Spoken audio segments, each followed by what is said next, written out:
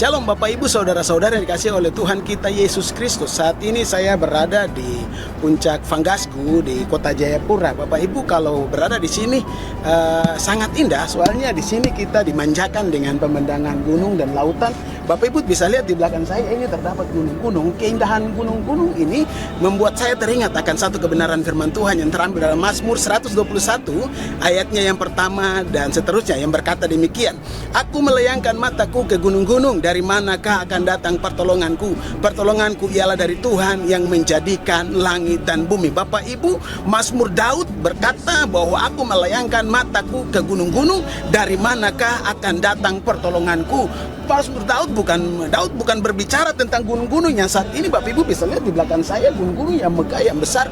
Daud bukan berbicara tentang gunung yang terlihat secara mata, kasat mata, tapi Daud berbicara tentang bagaimana realita kehidupan yang Daud alami, Daud hadapi dari hari ke hari.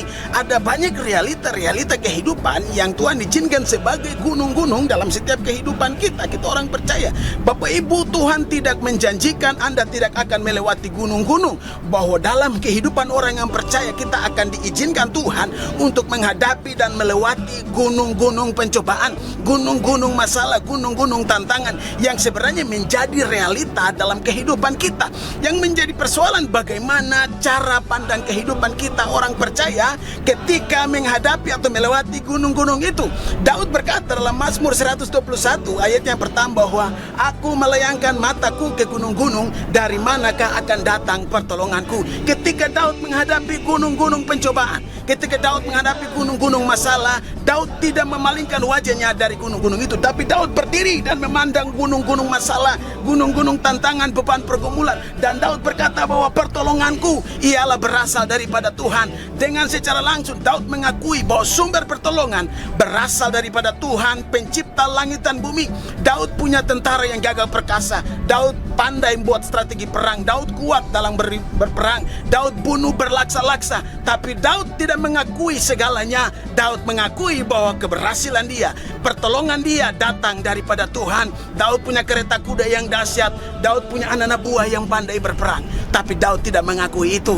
Daud akui bahwa di balik keberhasilan dia untuk mengatasi gunung-gunung masalah itu, Tuhan yang memberikan dia solusi, Tuhan sumber pertolongan dalam kehidupan dia. Untuk itu dia berkata dalam ayat-ayat 2 bahwa pertolonganku ialah daripada Tuhan yang menjadikan langit dan bumi. Ia takkan membiarkan kakimu goyah, penjagamu tidak akan terlelap, sesungguhnya tidak terlelap dan tidak tertidur penjaga Israel. Untuk itu Bapak Ibu, apapun realita kehidupan dalam kehidupan kita, apapun yang kita hadapi dari hari ke hari, di tahun ini, di bulan ini, mungkin di hari-hari ke depan, itu menjadi gunung-gunung yang menjadi realita dalam hidup kita. Kita tidak bisa menghindari pada semuanya itu. Kita sebagai orang yang percaya, kita berdiri dengan iman kita, pandang dengan mata iman kepada masalah, tantangan, sakit, penyakitmu, pergumulan dalam kantor, rumah tangga, dalam bisnismu. Katakan kepada gunung-gunung itu bahwa pertolonganku ialah daripada Tuhan yang menjadikan langit dan bumi. Sebab firman Tuhan berkata bahwa diberkatilah orang yang mengandalkan Tuhan. Untuk itu kita sebagai orang percaya, Tuhan adalah segalanya dalam kehidupan kita. Hal materi boleh penting dalam hidup ini, manusia boleh penting untuk menjadi solusi, tapi Tuhan yang utama menjadi solusi dan sumber pertolongan dalam kehidupan kita. Langsung dari Kota Jayapura, Tuhan memberkati. Shalom. Dan sengsara